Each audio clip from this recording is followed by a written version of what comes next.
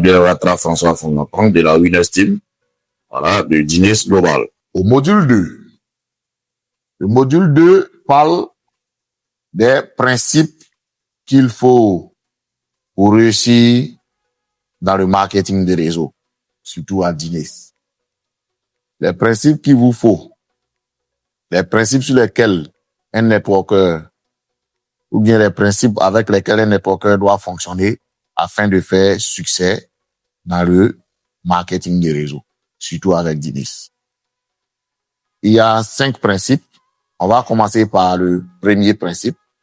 Le premier principe parle des rêves, visions, raisons et je vais dire le but pour lequel vous avez démarré avec notre entreprise Guinness Global. Pourquoi vous démarrez?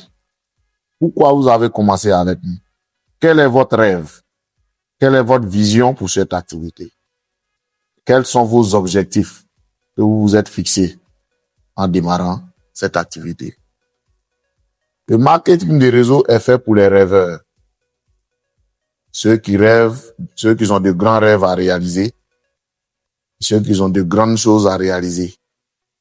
Souvent, ça peut ne pas être même une grande chose pour certains, mais si c'est ce qui vous tient à cœur, alors c'est ce qui va vous guider vers votre objectif à tous les coups. Et donc, vous n'allez pas travailler en fonction des regards, des moqueries des autres, ou bien vous-même, vous n'allez pas vous trouver des excuses parce que votre rêve qui vous tient à cœur sera celui-là qui va vous guider en réalité. Les rêves, il faut pouvoir les lister. C'est pourquoi on va demander les rêves à long terme, les rêves à court terme, les rêves à moyen terme, pour pouvoir les lister. Et souvent, lorsqu'on parle de rêve, les gens se demandent, mais c'est quoi cette activité que je viens de commencer? Et on me demande quels sont mes rêves. Oui, ici, on va vous demander quels sont vos rêves parce que ce sont vos rêves qui vont vous définir, en fait, qui va définir la grandeur de votre organisation. C'est votre rêve, votre pourquoi qui va vous pousser à vous lever chaque matin et à mener cette activité comme il se doit. Ça peut être que je veux envoyer mes enfants dans tel type d'école. Ça peut être que je veux envoyer mes enfants dans tel pays afin qu'ils aient la connaissance qui se doit.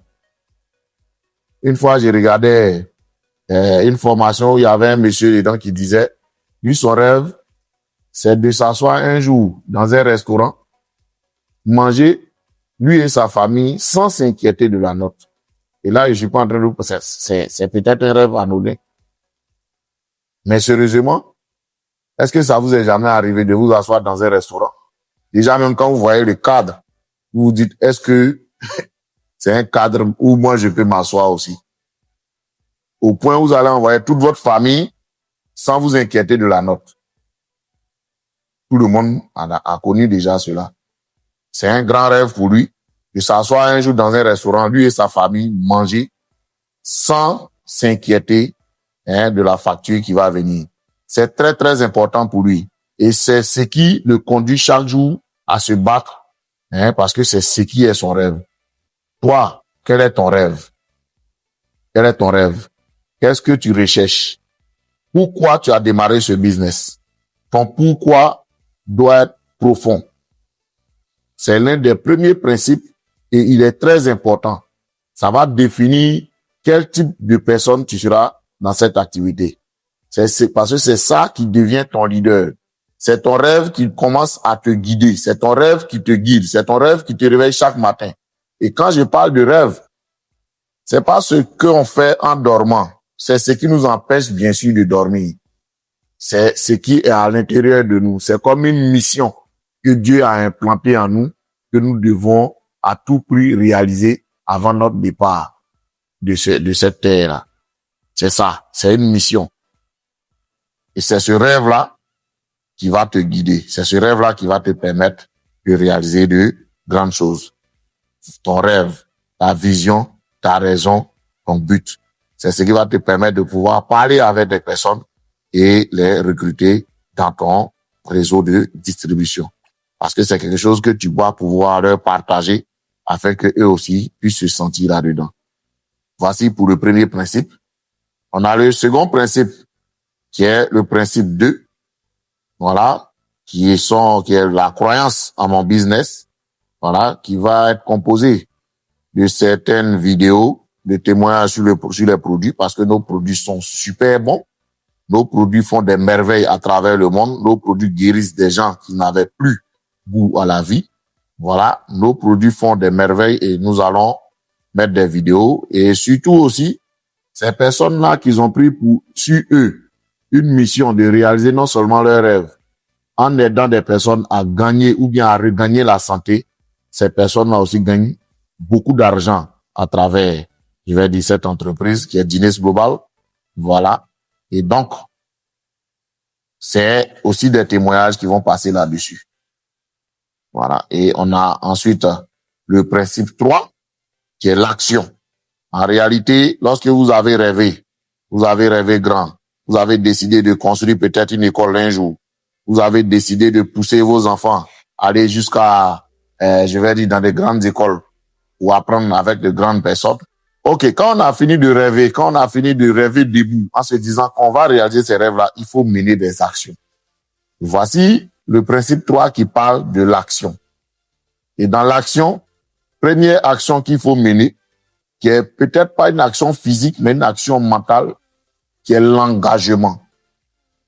L'engagement, c'est une décision, une ferme volonté, voilà, que vous prenez de, je vais dire, réaliser ce à quoi, ou bien de faire, ce pourquoi vraiment vous avez décidé de faire ce business. Donc, on a l'engagement envers nos rêves, voilà, et on a l'engagement envers le business. Mais combien de temps, par exemple, tu donnes pour construire ton activité? C'est ça l'engagement envers ton activité, envers ton business et envers ton rêve. 2 heures du temps, c'est déjà suffisant pour construire une organisation solide. 2 heures du temps par jour, c'est suffisant pour construire une organisation solide dans le marketing des réseaux. Mais il faut être engagé sérieusement à le faire sérieusement chaque jour. Les réunions que nous faisons au bureau, vous devez vous engager à être sérieusement là. C'est un engagement personnel que vous prenez. À être là, à apprendre. Et permettre à ce que ceux aussi qui sont dans votre réseau s'y engagent afin que vous tous, vous puissiez réaliser ensemble vos rêves. Vous voyez? C'est ça. Engagement envers ses rêves, c'est d'être à toutes les réunions ou bien les rencontres que nous aurons à faire ici avec Guinness Global. Très important. Ça peut être des rencontres en ligne, ça peut être des rencontres physiques, ça peut être des rencontres au bureau. Les samedis, par exemple, chaque samedi, chez nous en Côte d'Ivoire, nous faisons régulièrement des réunions de présentation du produit et du plan les matins et les soirs. Et on fait souvent même des présentations en ligne avec, bien sûr, vos invités et tout ça. On fait aussi des réunions en ligne, peu importe où vous vous trouvez. Mais ce sont des choses auxquelles un networker doit pouvoir participer. Ça va lui permettre de grandir et de faire grandir son organisation et lui permettre de gagner beaucoup d'argent. Engagement. Et au petit 2 de l'action, vous allez trouver la liste. La liste, c'est la liste de vos rêves. Vous devez être capable de décrire ces rêves-là. Parce que ça fait mal de s'asseoir à écrire des rêves que vous n'avez pas réalisés. Ça fait mal. Et peut-être que vos rêves, vous n'avez jamais pu les réaliser parce que vous n'avez jamais pris le temps de vous asseoir et les noter. Les laisser dans la tête, c'est difficile parce que dans la tête, il y a trop de choses. Un homme a plus de 1000 pensées à chaque minute, chaque heure dans sa tête qui passe. Donc, il est important de les lister pour ne pas les oublier à cause, je vais dire, des difficultés de la vie. Parce que rêver ne veut pas dire que on ne sera pas confronté à la réalité de la vie. Et voilà. Donc, il faut pouvoir les noter dans un endroit où vous allez régulièrement les voir, vous allez régulièrement les lire. Et ça va vous donner l'énergie qu'il faut vous levez et allez vous battre pour les réaliser. Donc, liste des rêves en premier et en second, la liste des contacts. Vous savez,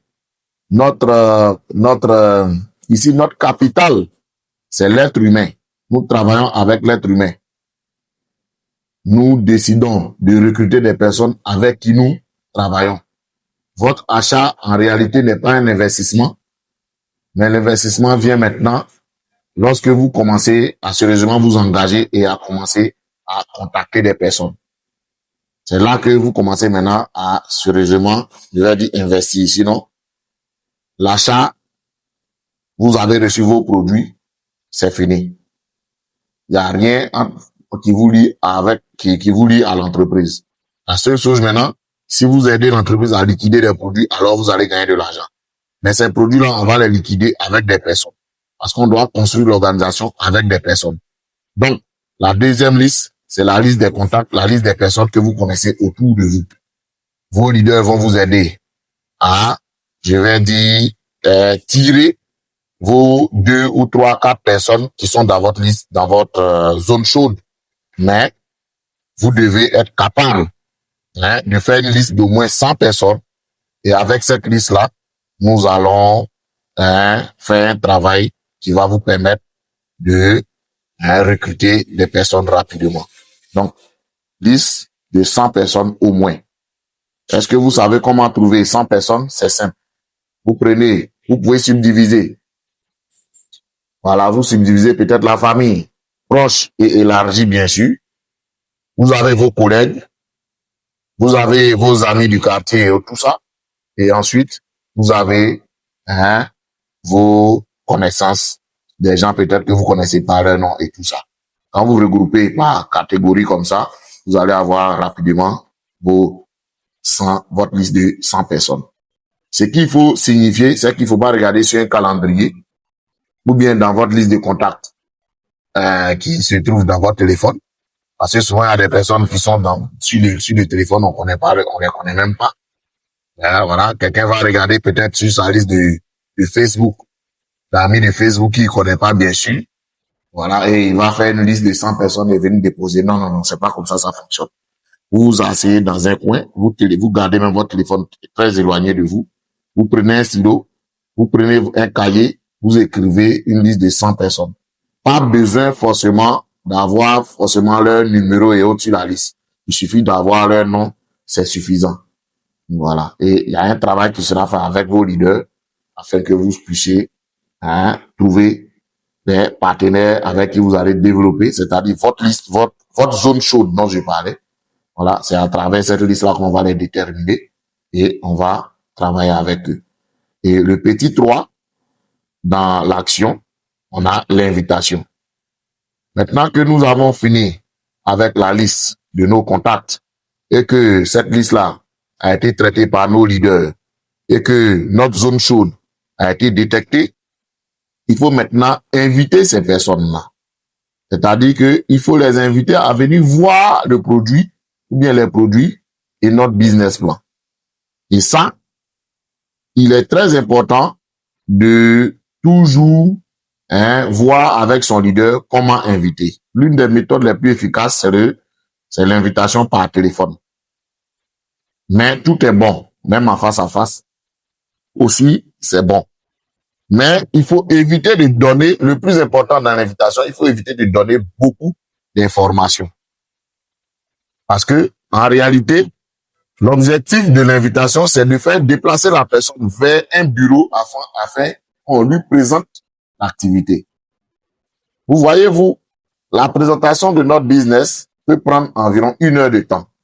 Ou un spécialiste, quelqu'un qui a été formé pour la présentation. Et donc, quelqu'un qui n'a pas été formé, c'est-à-dire vous, par exemple, qui n'avez pas encore été formé, lorsque vous donnez une invitation, vous allez commencer à donner beaucoup d'informations. Des informations qui vont troubler l'invité en question. Ça va soulever plus de zones d'ombre à son niveau, qui va faire que ça va lui faire peur et il risque de ne pas venir. Parce que vous n'avez pas su lui expliquer comme il se doit. Et donc, il faut éviter de donner beaucoup d'informations, voilà, pendant l'invitation. Je prends un exemple tout simple. Je suppose que j'ai mon ami qui est à Cocody, moi je suis à Yopougon, je décide de l'inviter et lui donner l'envie, bien sûr, de venir voir mon opportunité et mes produits. Et là, je prends mon téléphone, étant très enthousiaste, et faites-le, c'est un exercice, faites-le. Placez-vous devant un miroir et puis souriez au téléphone. Parce que même quand on sourit au téléphone, celui qui est à l'autre bout sans le sourire. Parce que vous êtes heureux, parce que vous venez de commencer une activité qui va vous rendre riche. Et donc, avec mon téléphone à l'oreille et mon sourire, bien sûr, qui accompagne. Allô, mon frère, je viens de découvrir une mine d'or. Je viens de découvrir quelque chose qui va, je vais dire, changer nos conditions de vie. J'aimerais qu'on se rencontre pour sérieusement en parler. Ça, c'est une méthode d'invitation. Voilà. Mais avec le sourire aux lèvres. Parce que l'opportunité est énorme, n'est-ce pas? Ou bien, allô, ça, c'est un autre exemple. Ou bien, même si on se voit en face à face. Ah, Joe, franchement, je viens de voir une opportunité. Il est important que ensemble, on se mette ensemble. Voilà. Pour voir comment est-ce qu'on peut, je vais dire, travailler sur cette opportunité-là. Mais, j'ai pas le temps actuellement. J'ai pas le temps actuellement. On va fixer un rendez-vous pour se rencontrer dans tel endroit afin que je puisse te donner tous les détails. Parce que j'ai vraiment pas le temps. J'ai quelque chose à faire rapidement, mais on va s'appeler. Ça, c'est un face à face. Il est important, comme je l'ai dit, vous ne le fuyez pas, mais vous fuyez les questionnements qui vont venir derrière.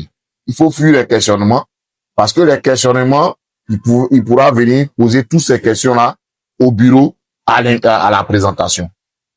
Ah, bien sûr, le leader qui est en face, qui aura les demandes nécessaires pour répondre à toutes les questions.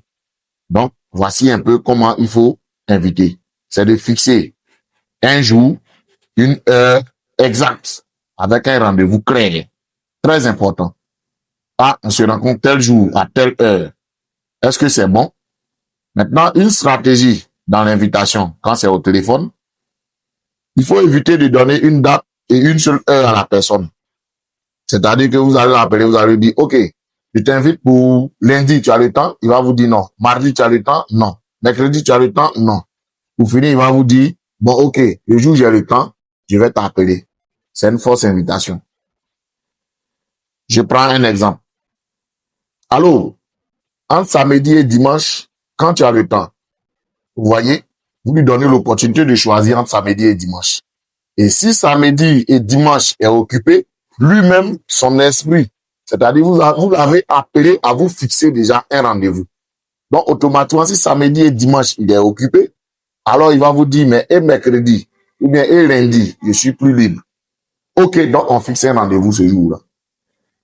Mais il faut avoir l'attitude aussi. Ah, bon, je vais voir dans mon agenda. Excuse-moi, je vois dans mon agenda. OK, c'est possible. On va voir ça. On peut faire la présentation ce jour-là. Ou bien on peut se rencontrer ce jour-là. Est-ce que vous voyez un peu? Il faut toujours garder l'attitude. C'est vrai que vous avez besoin de la personne, mais en même temps, voilà, il faut pas faire comme si c'est lui qui vous donnait du travail. Au contraire, c'est vous qui lui donnez du boulot. Donc, il faut garder la ligne entre orgueil d'un côté et puis, je dirais, confiance de l'autre côté. Voilà, vous gardez la ligne, vous marchez sur la ligne. Voilà, comme un bon DG, comme un bon directeur, comme un bon PDG d'entreprise, vous invitez, c'est votre ami 7, mais il faut garder toujours, pendant l'invitation, il faut garder toujours l'attitude qu'il faut. Voilà, donc voici un peu, il faut donner toujours 2 exemples pour qu'ils choisissent. 2 dates pour qu'ils choisissent. S'il a dit, par exemple, dimanche m'arrange, alors 10h ou 16h. Faut toujours donner 2. Toujours 2. Pour pousser la personne à choisir. Voilà. Et quand il dit à 16h, OK, donc, on se croise demain à 16h au bureau. Ou bien à tel endroit. Et c'est lancé. C'est bon. Donc, le petit 3, c'était l'invitation. Et on a le petit 4 maintenant, qui est la présentation. Parce que quand vous invitez quelqu'un, c'est envie de lui présenter votre business. Et donc, il va arriver, c'est votre invité, il va arriver au bureau. Il connaît personne ici. ou bien il va arriver à l'endroit indiqué, il connaît personne dans l'endroit. Donc, vous devez être là avant la personne. Ou bien vous vous rencontrez, vous venez ensemble. Le mieux, c'est d'être là, en tout cas, au bureau avant la personne. Il ne faudrait pas que la personne, votre invité arrive et c'est vous qui allez venir maintenant commencer je vais dire, comment je dirais ça? Il va venir s'arrêter, vous attendre quelque part, au soleil ou bien assis quelque part. Non, non, non, non. Dès qu'il arrive, vous devez être là, vous l'installez, si possible, vous lui proposez de l'eau. Voilà. Et ensuite, vous rentrez en salle pour la présentation. Très important d'être là avant de votre invité. Et lorsque vous rentrez en salle de présentation et que la présentation doit être faite, vous devez comprendre que on doit présenter l'activité à quelqu'un. Et donc, le présentateur est sûrement dans la salle avant. C'est à vous de lui demander d'éteindre, par exemple, ou bien de mettre son téléphone sous silence. Il est très important de rester vraiment calme pendant cette petite période de présentation-là. Sinon, il va rater quelque chose. Il va rater ce qui peut lui permettre de bien comprendre et ne pas prendre la décision. Parce que c'est un nombre d'informations qui sera donné. Ce sont des informations nouvelles qui lui seront données. Et s'il n'est pas focalisé, il n'est pas concentré pendant un petit temps, il peut louper quelque chose. Et donc, il est important de lui demander de mettre le téléphone sous silence. Et vous-même, vous mettez votre téléphone sous silence. Voilà. Et vous êtes concentré sur la présentation pour ne serait-ce qu'une heure de temps. Cette partie-là est très, très importante. Il faut le faire. Et ce qu'il faut comprendre aussi pendant la présentation, il faut éviter de parler parce que le présentateur est le seul qui a la parole. Lui et votre invité. C'est le présentateur et votre invité qui discutent, qui causent pendant la présentation. Donc, vous n'avez pas à, je vais dire, intervenir, même si vous avez des choses à dire. Il faut attendre. Et après, vous pouvez vous voir en inbox. Si vous avez même des questions, parce que c'est pas bien de venir poser des questions à la présence de votre invité. Et c'est pas à ce moment-là que vous allez venir apprendre votre business, parce que vous êtes supposé déjà connaître votre business. C'est un peu bizarre de venir montrer une activité à quelqu'un et vous-même vous commencez à poser des questions. Comment il peut vous suivre? Ça veut dire que vous-même vous ne maîtrisez pas ce dans quoi vous êtes. C'est-à-dire que c'est ce message-là que vous lui passez en fait. Le leader ou bien votre leader là, après la présentation, vous pouvez le prendre en inbox et puis vous allez discuter de vos préoccupations et questions. Voilà. Et ici, on va passer maintenant au petit 5, voilà, qui est le suivi. Le suivi est la chose la plus importante dans notre business. Et donc, on a le suivi immédiat et le suivi 24 heures après. On va parler de quoi là-bas? On va encore reparler des produits. Là, maintenant, ça devient une causerie. Et il est important, dès que la présentation finit, c'est vous qui parlez à votre invité. C'est vous qui débutez le suivi. Et comment ça fonctionne? Qu'est-ce que c'est que le suivi? Vous allez d'abord dire pourquoi vous avez envoyé, vous l'avez invité ici. Soit c'est à cause des produits, parce qu'il est souffrant, et que le produit peut lui faire du bien. Soit c'est à cause du business plan. Voilà pourquoi on a parlé de pourquoi depuis le début, dans le premier principe, parce que c'est votre rêve, votre pourquoi. Et le pourquoi vous avez appelé aussi l'autre, vous devez pouvoir lui inculquer, mais moi je t'ai vu dans telle situation, voilà pourquoi je suis en train de t'appeler, pour qu'ensemble on puisse changer cette situation-là.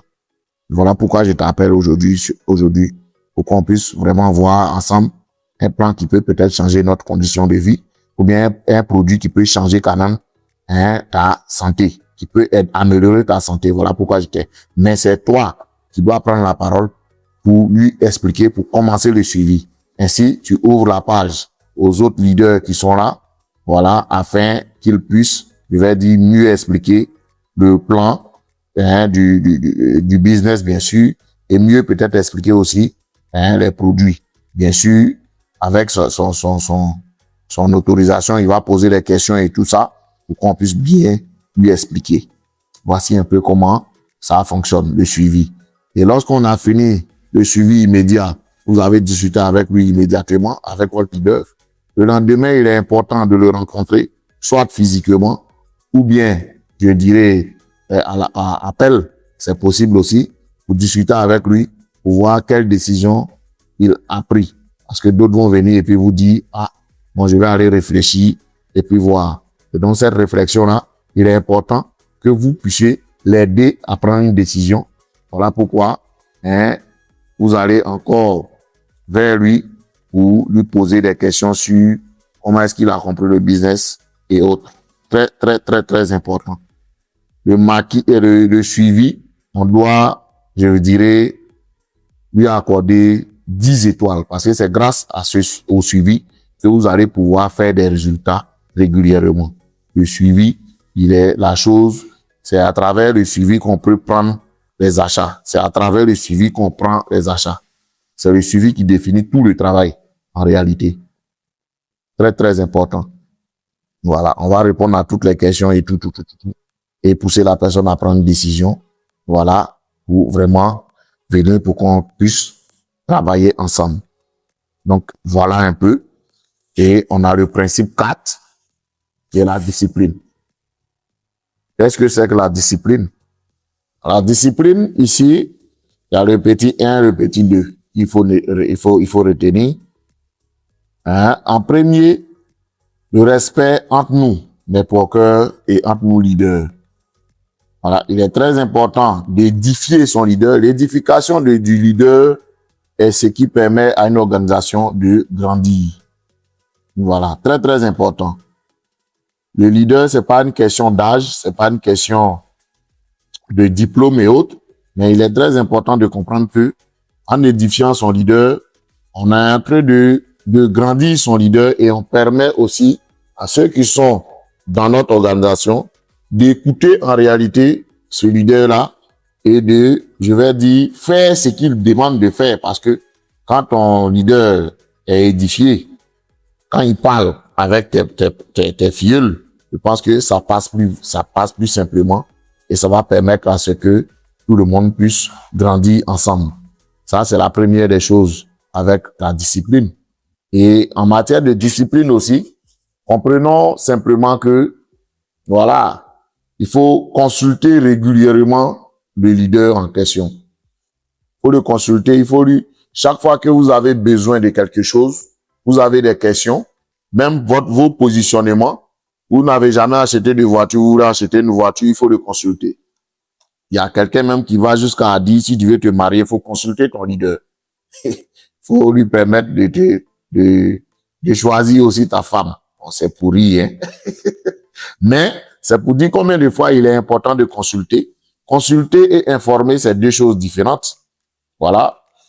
On consulte lorsqu'on vient demander l'avis de l'autre ou bien de ton leader. Il faut toujours demander l'avis de ton leader sur ce que tu comptes faire ou bien ce que tu veux faire. Ça va te permettre d'éviter des erreurs dans la construction de ton organisation et autres. Donc, c'est quelque chose de très, très, très, très important, la discipline. Et on a le principe 5, qui est le travailler en équipe. Ici,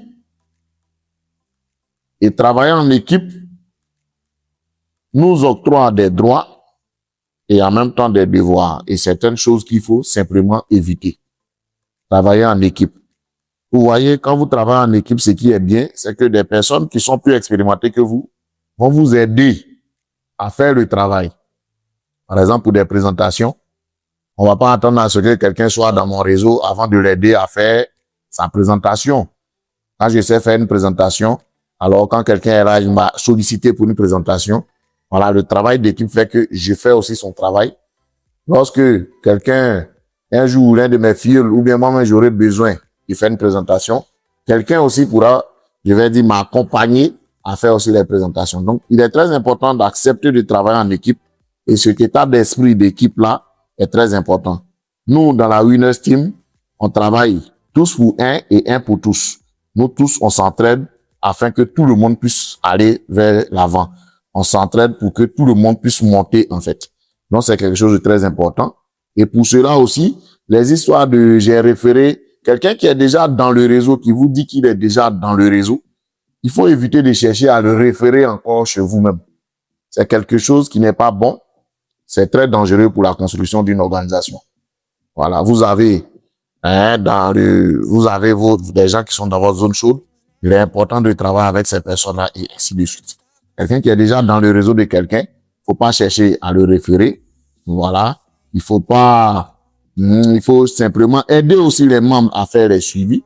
Voilà, il faut pas attendre à ce que ça soit je m'occupe seulement de mon équipe. Ça, c'est un mauvais état d'esprit dans le marketing de réseau. Parce que comme le nom l'indique, le réseau, on travaille ensemble pour que tout le monde avance ensemble. Donc, c'est quelque chose de très, très, très important. Aussi, lorsque quelqu'un a présenté, je vais dire, un prospect que vous connaissez, il ne sert à rien d'aller le poursuivre et chercher à le mettre dans son réseau. Ça encore, ça va te créer des problèmes. Ça va créer aussi des problèmes même au prospect qui a été présenté par quelqu'un. Demain, quand vous voyez, il peut pas travailler et bon, c'est pas joli à voir. Donc, le travail d'équipe, ça doit être quelque chose, qui est très important. Parce que quand on travaille en équipe, comme je l'ai dit, si vous avez aidé quelqu'un ici aujourd'hui, quelqu'un va aider aussi quelqu'un dans votre réseau quelque part, dans un pays ou bien dans une ville là-bas. Mais dans le network, sachez que tout ce que vous faites, même que ça soit fait pour les autres, même si c'est pas dans votre réseau, à quelque part, ça vous sera avantageux quelque part. Donc, travaillons en équipe, travaillons ensemble et avançons ensemble. Un principe qui est très, très important. C'est pourquoi il est érigé en un principe carrément. Et on a enseigné et dupliqué. C'est quelque chose en petit 2, bien sûr, pour le principe C. C'est quelque chose de très important. Enseigner et dupliquer. Voyez-vous, je vous l'ai dit, les principes du marketing de réseau sont simples à enseigner et c'est simple aussi à dupliquer. Vous enseignez ce que vous recevez. Et dans la duplication, vous-même, vous devez être l'incarnation de ce que vous enseignez. Vous pouvez pas être en train de dire à quelqu'un, il faut pas référer les directs des autres, et puis vous-même, vous êtes en train de le faire. Ça, c'est pas une bonne duplication. Donc, vous serez en train d'enseigner quelque chose, et dans la duplication, ça, c'est une copie conforme de ce que vous faites, que vos filleuls vont répéter dans leur comportement et dans leur attitude, et dans ce que vous faites. Et donc, il est important que tout ce que vous avez appris aujourd'hui là, vous devez prendre sur vous et commencer déjà à l'enseigner aux autres qui vont venir. Parce que déjà, quand vous avez commencé à avoir des personnes dans votre organisation, il faut comprendre que c'est vous le leader et vous devez commencer déjà à leur enseigner ce que vous avez appris, tout ce qui a été cité depuis là-haut, depuis le changement de paradigme jusqu'au principe. Et la duplication, comme je l'ai dit tantôt, c'est quelque chose, c'est dans votre attitude que ça se ressent. C'est dans vos faits et gestes. C'est dans votre pratique de la chose que les directs ou bien vos filleuls vont prendre et faire ce que vous faites devant eux. Si vous faites de bonnes présentations, vous faites de bons suivis, alors vous aurez de bons leaders dans vos réseaux qui vont copier certainement ce que vous faites. Ils vont copier carrément les bonnes présentations que vous serez en train de faire et ils vont copier aussi votre manière de faire les suivis et vous aurez une grande organisation parce que c'est ce type de personnes-là que nous recherchons dans nos réseaux, bien sûr, ce type de leader-là. Et donc, ce type de leader-là, ça commence par vous. Vous, en faisant tout ce qui est bon, afin que ceux qui viennent dans vos réseaux commencent aussi à faire pareil. C'est ça la duplication. Voici donc les 5 principes pour construire une bonne organisation et avoir un système assez solide pour gagner de l'argent régulièrement. Je vais dire un récapitulatif des 5 principes. Premier principe, on a le rêve, la vision, la raison, le but, bien sûr, pour lequel vous avez démarré cette activité. Voilà, ça c'est le premier principe. Voilà, et on a le second principe qui parle de la croyance en notre business, qui va renfermer les témoignages de guérison par rapport à nos produits et qui va renfermer aussi les témoignages à succès parce que plusieurs personnes démarrent le marketing des réseaux avec Dilis et sont en train de gagner beaucoup d'argent. Voilà. Et le troisième principe, c'est l'action. C'est là maintenant que vous devez rentrer en action, faire le travail comme il se doit, bien sûr en s'engageant. En petit 1, en faisant sa liste. En petit 2, en faisant les invitations en petit 3 et en faisant les présentations, bien sûr, parce qu'il faut présenter l'activité aux gens qui viennent afin qu'ils prennent connaissance de la chose et puissent voir comment ils peuvent vous rejoindre. Et ensuite, faire le suivi afin de les pousser à prendre une décision pour ceux qui sont un peu réticents. Voilà. Et voici le petit 5. Voilà pour le principe 3. Et ensuite, on a le principe 4 qui parle de la discipline. Voilà, qui parle du respect et l'édification du leader en petit 1 et en petit 2. Consulter son leader avant de prendre une grande décision. Il est important de consulter afin d'éviter les erreurs, en fait. Voilà. On dit les gens intelligents se renseignent toujours avec les personnes expérimentées. Et votre leader est quelqu'un de plus expérimenté que vous. Même s'il a démarré un jour avant, il est plus expérimenté que vous. Voilà, il faut simplement aller vers lui pour le consulter. Et en petit 5, pour ne pas dire en grand 5, travailler en équipe. Voilà, comme je l'ai dit, le travail d'équipe va favoriser, je vais dire, le fait que tout le monde puisse grandir ensemble et enseigner et dupliquer, en fait, tout ce que vous aurez appris. C'est très important. Voilà un peu le module 2. Merci et bonne journée à vous. Wild thoughts lock them up, never free.